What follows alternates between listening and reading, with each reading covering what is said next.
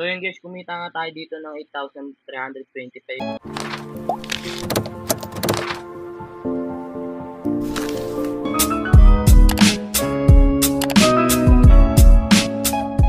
Guys, paano nga ba mag-register dito guys? Ipipilapan nyo lang to guys. Pagka-fill up nyo dito guys, click nyo lang tong register.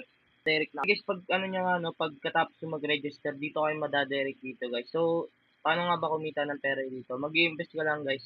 Invest lang yung gusto nyo guys. May 150 nga sila dito, no. So, paano nga ba mag-invest dito? Click nyo lang tong 500. So, click nyo lang ulit to. Yung guys, na-invest na tayo guys, no. So, paano nga ba mag-recharge dito guys kung mag-i-invest kayo? Click nyo lang tong mine.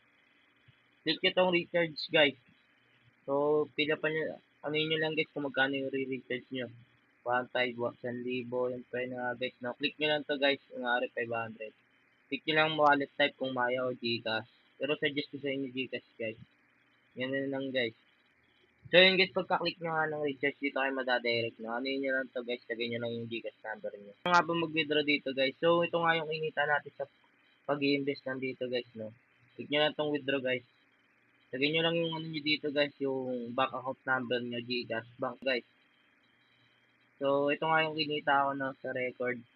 Naka-withdraw nga ako dito ng 14,000, 7,000, almost 24,000 na ata itong total withdraw dito, no.